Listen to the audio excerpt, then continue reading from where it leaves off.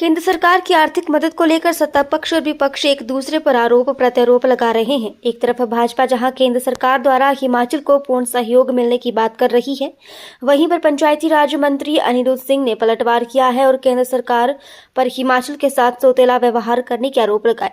उन्होंने बीजेपी के नेता को कहा कि यदि उन्हें हिमाचल की इतनी ही चिंता है तो वो उनके साथ दिल्ली चले और केंद्र सरकार से हिमाचल प्रदेश के लिए आर्थिक मदद दिलाने का काम करे। उन्होंने भाजपा सरकार के वित्तीय को प्रबंधन की वजह से हिमाचल प्रदेश में आर्थिक संकट खड़ा हुआ है। पूर्व की सरकार 75,000 करोड़ से ज्यादा का कर्ज छोड़कर गई है और 11,000 करोड़ के करीब कर्मचारियों की देनदारियां हैं, जिसके चलते आज हिमाचल सरकार को पूर्व सरकार द्वारा लिए गए कर्ज चुकाने के लिए कर्ज लेना पड़ रहा है। हिमाचल प्रदेश के मुख्यमंत्री सुखविंदर सिंह सुक्खू के विदेश दौरे को लेकर उठे सवालों पर पंचायती राज मंत्री अनिरुद्ध सिंह ने पलटवार किया और कहा कि मुख्यमंत्री अभी हाल ही में विदेशी दौरे से वापस लौटे हैं और विपक्ष की कुछ नेता उनके विदेशी दौरे को लेकर टिप्पणियां कर रहे हैं कि वो सरकारी खर्चे पर विदेश घूमने गए थे, जो कि दुर्भाग्यपूर्ण है। मुख्यमंत्री अपने खर्चे पर परिवार के साथ छुट्टियां मनाने के लिए विदेशी दौरे पर गए थे।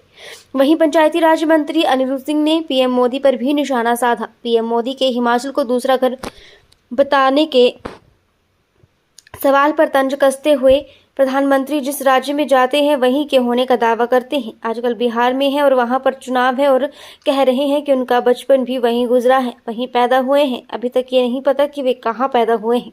बिहार में जा रहे हैं तो वहां के खाने की तारीफ करते हैं और हिमाचल आते हैं तो यहाँ की सेपू बढ़िया को पसंदीदा खाना बोलते हैं।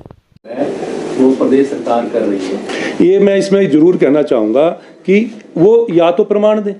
मैं इसके बारे में प्रदेश की जनता को ये बताना चाहूँगा कि जिस 500 करोड़ रुपए की बात वो कह रहे हैं, कि जिसके रेफरेंस में वो टिप्पणी कर रहे हैं, वो 500 करोड़ उनको जानकारी नहीं रही। वो पूर्व में मुख्यमंत्री रहे, 5 वर्ष तक वो हिमाचल प्रदेश में मुख्यमंत्री के रूप में कार्य करते रहे और जो एक इतने बड़े स्टेचर के नेता जो है अगर इस तरह की बयानबाजी करें तो मैं समझता हूं कि बहुत ही एक निंदनीय भी है और एक चिंता का विषय भी है। और ये मैं आपको स्पष्ट तौर पे कहना चाहूँगा कि जो 500 करोड़ रुपए की राशि जो थी वो ये प्रदेश की राशि थी, प्रदेश सरकार की राशि थी और लैंड एक्विजिशन के लिए जो है ये राशि बिलासपुर में जो है वो प्रशासन के पास पड़ी थी बैंक्स में, और क्योंकि लैंड एक्विजिशन का कार्य पूरा हो चुका है और उस समय जो राशि बची थी, ये अनस्पेंट राशि जो थी, ये 500 करोड़ रुपए की राशि जब माननीय मुख्यमंत्री जी और सरकार के संज्ञान में बात आई तो ये तुरंत फैसला लिया गया कि इस अनस्पेंट राशि को जनहित की योजनाओं के लिए खर्च किया जाएगा। इसलिए ये अपनी राशि अपने ही पास जो है वो लाई गई है प्रदेश सरकार द्वारा। तो इसमें इनको आपत्ति क्या है? और आपत्ति तो तब होनी चाहिए यदि इनकी जेब से कोई पैसा जो है हमने लिया हो। अपना जो पैसा हम मांग रहे हैं उसके लिए तो ये प्रयास नहीं कर रहे हैं। जो हमारे कर्मचारी बंधुओं के जो एनपीएस का 9200 करोड़ रुपया जो केंद्र सरकार के पास पड़ा है उसके लिए इनके कोई प्रयास नहीं है। वो पैसा लेकर आए और अपने प्रयास जो है वो दिखाएं भी कि आपने कहाँ प्रयास किए। तो मैं समझता हूँ कि आप सच्चे हितैषी जो है तभी कहलाए जाए। देखिए, सरकार हमारी, मुख्यमंत्री हमारे, तो कानून भी हमारे चलेगा और फैसले भी हमारे चलेंगे। हमने स्टेट गवर्नमेंट ने देखना है कौन से फंड कहाँ से शिफ्ट करने हैं, ना कि जयराम जी ने वहाँ से डिक्टेट करना है। आपके डिपार्टमेंट से रिलेटेड जी, जो बीपीएल में परिवार हैं उसमें चेंजिंग करनी है कुछ, जैसे लोग जो संपन्न लोग हैं वो बाहर उन्हें गाड़ियाँ हैं कई लोगों के पास, तो कब तक मान के चलें सर जो बीपीएल वाला है? देखिए, ये भी माननीय मुख्यमंत्री जी के निर्देश पे जो है, क्योंकि बीपीएल का सर्वे बहुत पहले हुआ था और एक स्पेसिफाइड लिमिट है हर पंचायत में। अगर 20 परिवार है, 25 परिवार है तो वही रहेंगे, वो बढ़ नहीं सकते। तो माननीय मुख्यमंत्री जी ने स्वयं ये देखा कि पात्र व्यक्ति जो हैं कई पंचायतों में वो नहीं है। कुछ प्रधान जो हैं, प्रधानगण जो है वो कई बारी वोट के राजनीति के चक्कर में ब्लैकमेल करते हैं। ये प्रैक्टिकल बात है। तो सभी ने फैसला लिया कि बीपीएल का सर्वे जो है वो नए सिरे से होना चाहिए और उसका जो उसकी जो कमेटी बनाई गई है फाइनलाइजेशन ग्राम पंचायत से ही जाएगा। सबसे पहले हमने देखा है कि केवल जो अपने चहेतों का नाम ही टॉप नंबर पे भेजते हैं, कोई स्कीम आए, दूसरे गरीब आदमी का आ ही नहीं पाता है। तो ये सब कुछ मद्देनज़र रखते हुए नई गाइडलाइंस बनाई गई और 1 अप्रैल से जो है इसका बीपीएल का चयन जो है, सर्वे जो है पुनः शुरू हो जाएगा, जिसकी फाइनल अथॉरिटी जो सैंक्शन है कौन पात्र है कौन पात्र नहीं है, वो बीडीओ और एसडीएम रहेंगे उसमें, ताकि पंचायत के प्रतिनिधि अपनी मनमानी ना कर सके। सर एक सवाल था, उसके लिए तो नहीं कोई कि क्या कर नहीं, देखिए ऐसा है, नई पंचायतों के करीबन 700 करीबन 700 ज़्यादा भी हो सकते हैं, 10-20, क्योंकि रोज़ आते हुए हैं। उसके प्रपोजल हमारे पास आ रहे हैं, वो उसके हमने स्टडी ऑलरेडी करा ली है, उसकी रिपोर्ट्स संबंधित डीपीओज और डीसीज से हमने मंगा ली है, क्योंकि एक पंचायत बनाने में वो खर्चा बहुत ज़्यादा आ रहा है। करीबन 7 से 8 करोड़ रुपए एक पंचायत बनाने में आता है। पंचायत घर से लेकर उसकी लैंड से लेकर सभी फर्नीचर, बिल्डिंग, स्टाफ से लेकर काफ़ी खर्चा आता है। तो अभी जो है फ़िलहाल मैं बताना चाहूँगा, प्रपोजल्स हम लोग ले रहे हैं, परंतु उसमें अंतिम फैसला जो है वो आपस में हमारे एमएलएस के साथ, हमारे मंत्रीगण के साथ, सभी के साथ एक सामूहिक चर्चा करके जो है उसके ऊपर फैसला लिया जाएगा कि बनानी है कि नहीं बनानी है। अभी फिलहाल हम लोग प्रपोजल्स हमने इनवाइट करे हैं। जयराम ठाकुर ने एक आरोप और भी लगाया है कि सरकार ये जो भाजपा है, हम भाजपा से मैं पूछना चाहूँगा आप लोगों के माध्यम से, अगर इतनी जनता हिमाचल प्रदेश की है तो उनको विधानसभा में भी माननीय मुख्यमंत्री महोदय ने, अन्य मंत्रीगण और एमएलएज ने बोला है कि अगर आपको इतनी चिंता है तो आप साथ चलिए, दिल्ली चलिए, प्रधानमंत्री जी से समय लेते हैं, सभी मिलजुल के प्रदेश के हित में जो है प्रदेश को आगे ले जाने के लिए माननीय प्रधानमंत्री जी से जो है ग्रांट भी हम मांगते हैं। हमारी सरकार ने पहली मंत्रिमंडल में की बैठक में पुरानी पेंशन बहाल करने का निर्णय लिया था, जिसमें प्रदेश के 1,36,000 सरकारी कर्मचारी उनको लाभ मिला है। ओपीएस बहाल करने वाला हिमाचल प्रदेश देश का सबसे पहले राज्य बना है। पुरानी पेंशन को बहाल करने से केंद्र सरकार ने प्रदेश को दी जाने वाले 1600 करोड़ रुपए की ग्रांट जो है वो बंद कर दी है। ये दर्शाता है कि बदले की भावना से जो है केंद्र सरकार जो है वो काम कर रही है। पिछली भाजपा सरकार ने विधानसभा चुनावों के दृष्टिगत 5,000 करोड़ रुपए की मुफ्त रेवड़ियाँ बांटी तथा बिना किसी बजट के जो है इन्होंने प्रावधान कर दिया था। और उसमें मैं बताना चाहूँगा, किसी में भी ना स्टाफ मंजूर किया गया था, ना कोई उसके लिए बजट रखा गया था, केवल अनाउंसमेंट्स के और नोटिफिकेशंस के कागज पत्र पूरे करके जो है संस्थान जो है खोले गए थे। उसके बाद आपदा आई है प्रदेश के ऊपर, 10,000 करोड़ से ऊपर का नुकसान हुआ है। वो तो आंकलन जो है केंद्र सरकार की टीम आई थी, उन्होंने ही करा था, जिसमें 1 पैसा भी जो है वो केंद्र सरकार ने हिमाचल प्रदेश को नहीं दिया है। और साथ में पड़ोस में लगती जो हमारा उत्तरांचल है, उत्तराखंड है, उसको जो है पूरी सहायता जो है वित्त राशि जो है वो दी गई थी।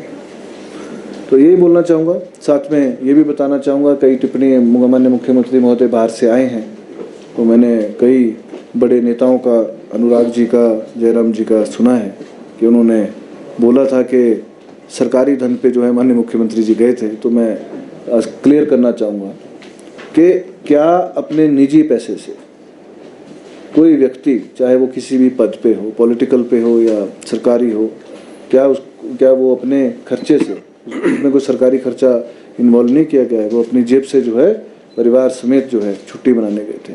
इसमें कोई गुनाह नहीं है कि अगर वो मुख्यमंत्री हैं और अपनी जेब से पैसे खर्च करके बच्चों को अपने घुमाने ले जा रहे हैं, तो ऐसी टिप्पणी जो है मैं समझता हूँ बहुत, मैं निंदा भी करता हूँ।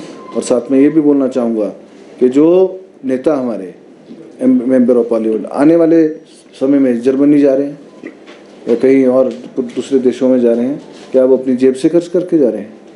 ये बात ठीक नहीं है कि किसी के ऊपर जो है व्यक्तिगत परिवार को लेके जाए, उसके ऊपर टिप्पणी करे। साथ में इसी के साथ मैं आप सभी लोगों का बहुत बहुत धन्यवाद करता हूँ, आप लोग आए।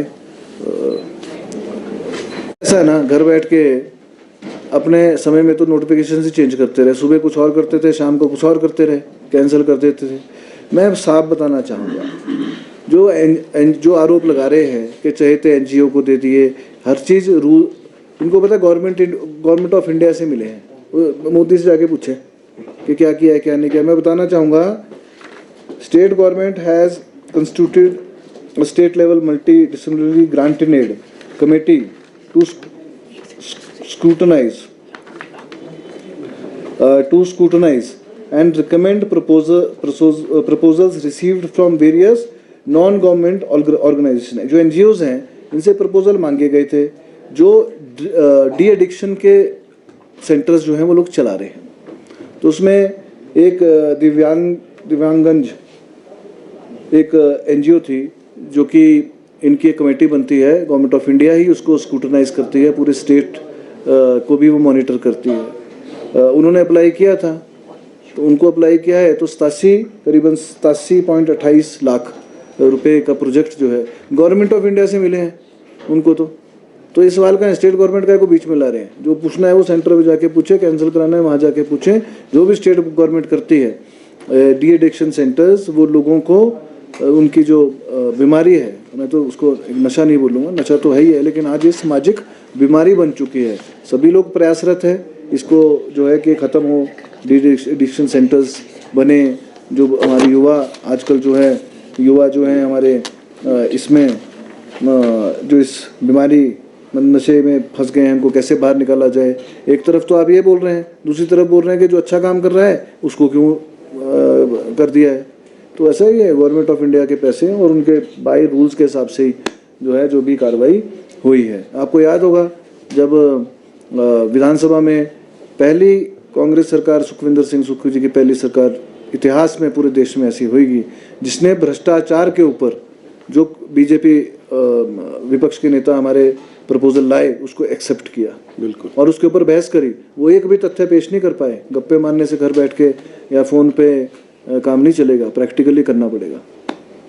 सर, फर्जी वोटर्स को रोकने के लिए पंचायती राज अधिनियम में संशोधन किया है, कितना थी जो भारतीय जनता पार्टी के जो नेता प्रतिपक्ष सहित जो और हमारे विधायक जो साथी हैं, जैसा कि लग रहा है कि संगठन में जो अपना वर्चस्व कायम रखने के लिए आए दिन जो है वो एक भ्रमित बयानबाजी कर रहे हैं। जैसा कि माननीय मंत्री महोदय ने विस्तारपूर्वक बताया, बिल्कुल सही है कि उन्हें पहले जानकारी प्राप्त करनी चाहिए और जानकारी प्राप्त करने के बाद फिर जो अपनी बयानबाजी करनी चाहिए। और जैसे बजट सेशन की तिथियां जो है घोषित हो चुकी हैं, 10 मार्च से बजट सेशन जो है शुरू होने जा रहा है। इसी दृष्टिकोण से जो आज इस तरह से भ्रमित बयानबाजी की जा रही है और व्यक्तिगत टिप्पणियां की जा रही हैं, इसकी हम निंदा करते हैं। मैं ये पूछना चाहूँगा कि आज लोकसभा और राज्यसभा के मिलाकर हिमाचल प्रदेश से 7 जो मेंबर पार्लियामेंट जो है प्रतिनिधित्व कर रहे हैं हिमाचल प्रदेश का, और ये 7 जो लोकसभा और राज्यसभा में जो सांसद हैं, इनके क्या प्रयास रहे। जो अभी डेटा जो प्रस्तुत किया आपके समक्ष माननीय मंत्री महोदय ने, रेवेन्यू डेफिसिट ग्रांट में जो कटौती की गई उसको बढ़ाने के लिए आपके क्या प्रयास रहे, और पीडीए ने जो post disaster necessary assessment committee ने जो एक 9,000 करोड़ के करीब लगभग आंकलन किया था, जो आपदा राहत राशि जो आनी थी केंद्र सरकार द्वारा जो दी जानी थी प्रदेश को, आज तक उसको लाने में आपके क्या प्रयास रहे। तो ये सब बातें जो है आपको जनता के समक्ष रखनी चाहिए। अपने प्रयास जो है वो उनकी भी जानकारी जो है जनता के समक्ष उनको रखना चाहिए। लेकिन मेरा ये कहना है और मैं ये आरोप भी लगा रहा हूँ कि उनके कोई भी प्रयास नहीं रहे, और आज 5 गुटों में जो भारतीय जनता पार्टी बंटी हुई है प्रदेश में, आज हर गुट जो है वो अपने वर्चस्व स्थापित करने का प्रयास कर रहा है और इस तरह की बयानबाजी करके और एक पॉलिटिकल लाइमलाइट में आने की कोशिश कर रहा है। मैं यही कहना चाहूँगा, ये बिल्कुल झूठा और आधारहीन और तथ्यहीन बयानबाजी है। लेकिन बीजेपी तो कह रही है, पूर्व मुख्यमंत्री जयराम ठाकुर ने कहा है कल ही बयान में कि ऐसा है, मैं समझता हूँ कि वोट एक ही जगह होनी चाहिए, चाहे वो शहर में हो, चाहे नगर परिषद में हो, नगर निगम में हो, ग्राम पंचायत में हो, कहीं भी रखें। वोट देना हिंदुस्तान के नागरिक का एक जो है राइट है। और मैं समझता हूँ कि लेकिन एक वोट होना चाहिए, इसी के लिए संशोधन जो है वो लेके आए हैं। अनिरुद्ध जी, आपने कहा था कि जो हमारी रेवेन्यू डेफिसिट ग्रांट है वो लगातार कम होती जा रही है। आप इस साथ ये भी कहा कि उत्तराखंड की कम नहीं हो रही लेकिन हिमाचल की कम हो रही है, तो क्या ये सिर्फ हिमाचल की ही कम हो रही है? जी, अगर आप रिकॉर्ड लेंगे तो केवल मात्र हिमाचल प्रदेश की जो RDS है, RDG है, वो कम हो रही है। इस साल जो है 3000 करोड़ रुपए की कटौती करी गई है। हालांकि अपने संसाधनों से, चाहे वो जो आपदा आई थी उसमें, चाहे अभी जो काम चल रहे हैं उसमें, स्टेट जो है अपने सोर्स ऑफ अर्निंग कैसे बढ़ाए उसके ऊपर काम कर रही है। पीएम मोदी दूसरा घर बताते हैं हिमाचल को अपना, तो आप कह रहे हैं कि ऐसा है, अभी बिहार में इलेक्शन चल रहे हैं भैया, अभी वो बोल रहे हैं कि मैं तो यहीं पैदा हुआ, अभी उनका तो यही पता नहीं पैदा कहाँ हुए हैं। वो जिस प्रदेश में इलेक्शन होते हैं वहीं के सिटीजन बन जाते हैं, वहीं के वोटर बन जाते हैं, वहीं का खान पीन जो है वो कर देते हैं। तो अभी हिमाचल आएंगे, वो दूसरा घर हो गया है, तो पता नहीं क्या होगा, मेरे को उन्हीं को पता होगा मेरे ख्याल से। तो अभी मैंने आज की न्यूज़ उनकी देखी कि बिहार में अभी शुरू कर दिया है कि मेरा तो फेवरेट खाना ही है, यहाँ आते से पुपड़ी बन जाता है खाना, बिहार में जाएंगे बिहार का बन जाता है, छत्तीसगढ़ जाएंगे वहाँ का बन जाता है। तो ये ऐसा है कि क्या बोले मतलब। Thank you very much. नमस्कार, आज की जो प्रेस कॉन्फ्रेंस में आप सभी लोगों का स्वागत है।